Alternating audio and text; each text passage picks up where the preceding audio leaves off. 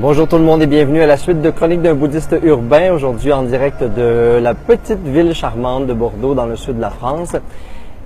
Eh bien, en plein voyage, je me demande pourquoi dans la vie on attend souvent d'être en voyage, dans une aventure extérieure, pour profiter de la vie, pour être soi-même, pour se sentir complètement vivant, et pourquoi dans la vie de tous les jours on s'enlise parfois dans le quotidien.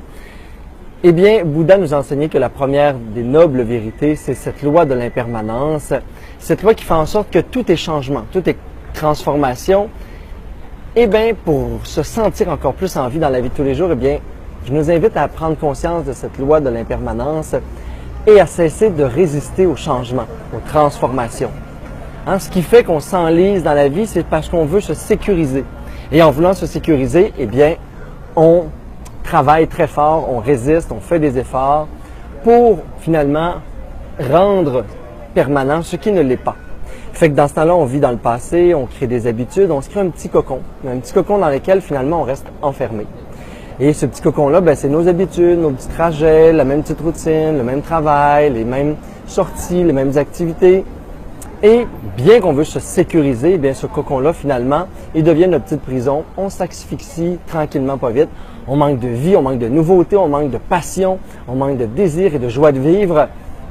Et là, tout d'un coup, on se retrouve en voyage et parce qu'il y a plein de nouveautés, parce qu'on croque dans l'aventure, dans la surprise, eh bien là, on se sent vivant à nouveau.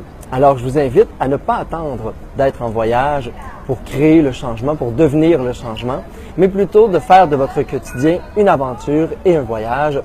Donc, de voir à quoi vous résistez en ce moment dans votre vie. Est-ce que vous êtes en train de résister à l'impermanence, au changement, aux transformations intérieures?